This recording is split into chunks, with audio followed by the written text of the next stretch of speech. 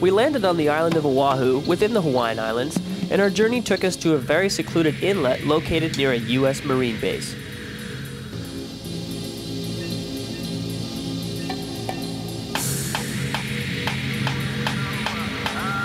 Our host met us at the airport in a very tricked-out Hawaiian-style surf-decorated limousine and took us back to their wakeboarding paradise.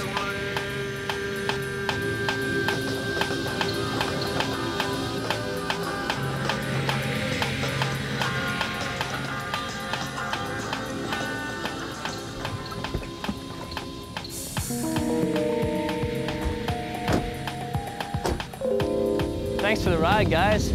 That's quite the pimp setup you've got there. No problem. We're hanging out today at RNR Surf and Ski, and with me are Reid and Lance, the co-founders or founders of RNR Surf and Ski. I understand you guys are kind of responsible for the development of the wakeboard over here in Hawaii. Maybe you could give us a little bit of history.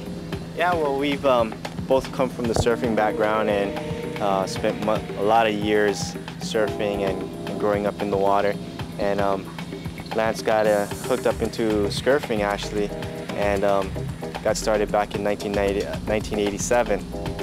87 is a long time ago. It's kind of dating myself a bit, but that's where it all began for me. And actually, I got off of a surfboard as a result of a beefing situation in the water.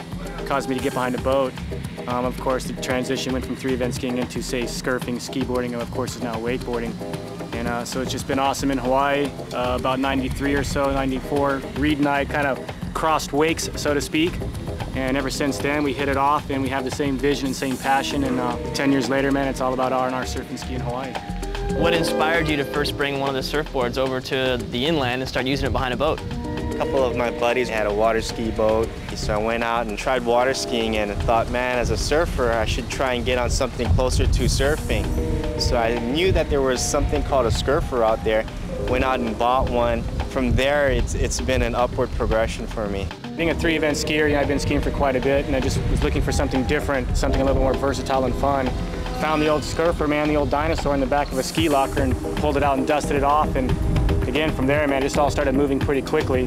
But in my situation, like Reid, I was a surfer, saw some negative vibes in the water, and I finally figured out not too many people can drop in on you when you're behind a boat. So I kind of got pulled out of the surf and got behind a boat and found that was the way to be. Looking down at the table here, it looks like we have the progression from surfing to wakeboard. What can you tell me about how the transition was made? Well, I think the surfboard kind of indicates the freeboarding stage. It's easier to get access to a surfboard and to get behind the boat, just hang onto a rope, carve, use the wake as a little mini wave. And then the next progression was to the Skirfer. I think it's just a downscaled version of a surfboard. The big thing was the attachment to the board, which was like your standard conventional foot strap. It worked out really well, but as you know, Jake, when you get into performance and stuff, you fall short, literally, losing your foot off the board and getting tweaked. So the next progression, which again, I was pretty stoked in the early days to come up with and actually have the US patent on the heel strap. That's how old I am. But anyways, the heel strap allowed us a little bit more contact to the board. Again, getting still into the surf type of design, thicker profile, fiberglass layup. But this really helped as far as getting into, say, more performance in the Skirfer deal. Shortly thereafter, of course, came a binding configuration. The bindings were carried over, similar to this. They were moved to plates, and then from plate bindings, they went to the boot binding. After the directional board, which was around for about 2 years, one of the wakeboard companies came up with a twin-tip design, taking that concept, I believe, from snowboarding. With the popularity of surfing, when did the contest scene start happening with wakeboarding? The first contest that I was fortunate enough to be involved in was the Skirfer Invitational in late '89. From that, it birthed the very first skiboard world championships, of which Eric Perez took honors, of course, first place. That was in 1990. It was right here in the Hawaiian Islands.